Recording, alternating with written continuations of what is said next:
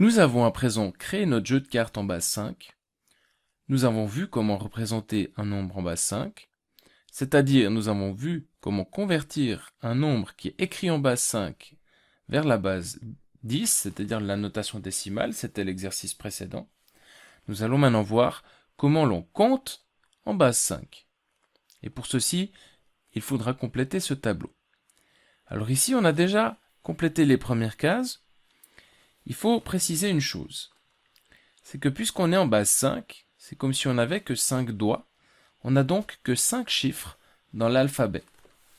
Donc l'alphabet utilisé, les symboles utilisés, les chiffres utilisés, si vous voulez, en base 5, c'est 0, 1, 2, 3 et 4. Il n'y a pas de 5, 6, 7, 8, 9. On n'a pas besoin de 5, 6, 7, 8, 9, parce qu'on n'aura jamais 5 cartes d'un même type. Par exemple, dans le nombre qui était représenté ici, on avait 4 cartes de 25. Eh bien, on n'aurait pas pu en avoir une cinquième ici. Parce que si on avait eu, en fait, 5 cartes de 25, on n'aurait pas dû représenter le nombre avec 5 billets de 25. On aurait dû échanger les billets de 25 contre un billet de 125. C'est la raison pour laquelle on ne peut jamais avoir plus de 4 cartes du même type lorsqu'on travaille en base 5. De manière analogue, en base 10, on ne peut jamais avoir plus de 9 cartes. C'est pour cette raison que la base 5 se contente d'un alphabet de taille 5 avec les symboles 0, 1, 2, 3, 4 pour représenter le nombre de cartes de chacun des types. On peut donc déjà être sûr d'une chose.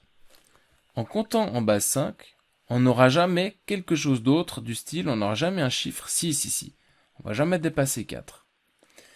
Alors, c'est la raison pour laquelle, comment est-ce qu'on compte en base 5? Alors, vous êtes d'accord que lorsqu'on compte en base 10, on commence au 0. Ça représente, ça correspond à n'avoir aucune carte, d'aucune valeur. Donc ça, en base 5, on va aussi écrire 0. Ensuite, en base 10, on a 1. Donc 1, ça veut dire, je mets une carte de 1. Alors, comment est-ce que j'écris une carte de 1 en notation positionnelle en base 5? Eh bien, je compte le nombre de cartes qu'il y a dans la première colonne. Il y en a une. Ensuite, comment est-ce qu'on dit 2? On va le représenter de la manière suivante en représentation carte. Ça veut dire que dans la première colonne, j'aurai 2 cartes. Donc, en base 5, on va l'écrire comme ça. Ensuite, en base 10, 3, c'est quoi? C'est simplement une nouvelle carte. Alors, je mets la carte ici.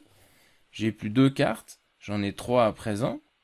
Donc, quand je convertis en notation positionnelle, j'écris 3 de cette manière. Ensuite, en base 10, en décimale, on a 4. Alors 4, c'est simplement 4 cartes. Ici, on peut compter le nombre de cartes qu'on a en base 5, et on va dire qu'il y en a 4. Maintenant, en base 5, on continue de compter avec les chiffres usuels, donc ça fait 5. Le problème, c'est que si l'on rajoute encore une carte de 1 ici, en base 5, on ne va pas noter j'ai 5 cartes de 1. Puisqu'on est en base 5, on doit échanger ces cartes contre une carte de 5. Alors à ce stade-là, il est peut-être bon de se rappeler, là on a des cartes de 5, et là on avait nos cartes de 1. Bien sûr, là il n'y en a plus aucune. Ça veut dire que quand je compte combien il y a de cartes de 1, j'en ai 0. Quand je compte combien j'ai de cartes de 5, j'en ai une. Raison pour laquelle en base 5, on va l'écrire 1, 0. C'est-à-dire une cinquaine plus 0 unité. Alors on continue à compter. En base 6, on va écrire 6. En base 5, on va rajouter 1. C'est-à-dire on va rajouter une carte de 1. Et là, donc, on n'a plus un 0, mais on a un 1. Donc voilà comment est-ce qu'on va écrire 6 en base 5.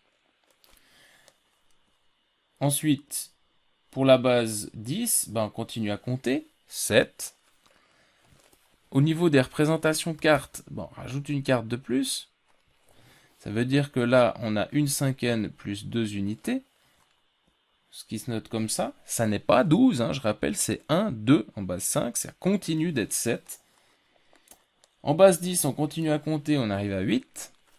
C'est-à-dire qu'on rajoute une carte, comme ceci. Et donc, on n'a plus 3, on n'a plus 2 unités, mais 3.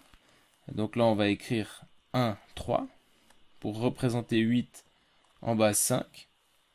Ensuite, on arrive à 9. Et donc 9, on doit rajouter encore une carte de 1. Ce qui fait, si on compte les cartes dans chaque colonne, une carte de 5, plus 4 cartes de 1.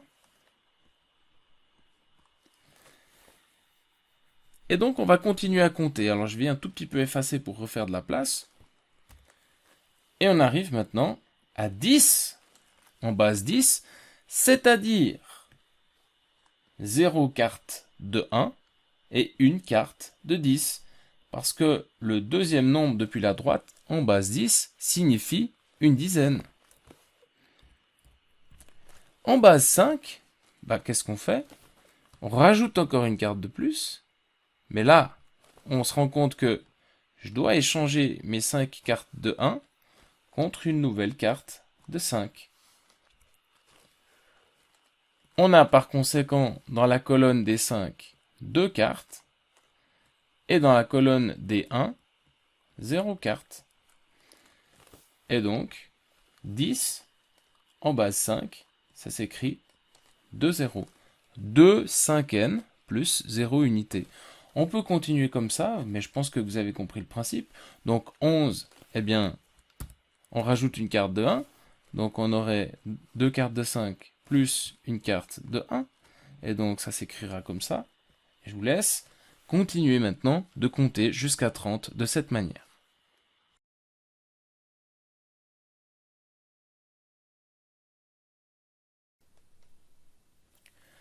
Une fois qu'on a compris le principe, on peut donc compter assez facilement en base 5.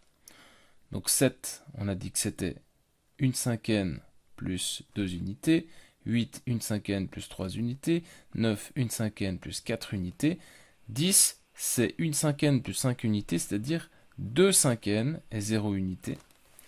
2 cinquièmes et unité pour 11, 12 c'est 2 cinquièmes plus 2 unités, 13 2 cinquièmes plus 3 unités, 14 2 cinquièmes plus 4 unités, 15 c'est 2 cinquièmes plus 5 unités, c'est-à-dire 3 cinquièmes plus 0 unité, etc.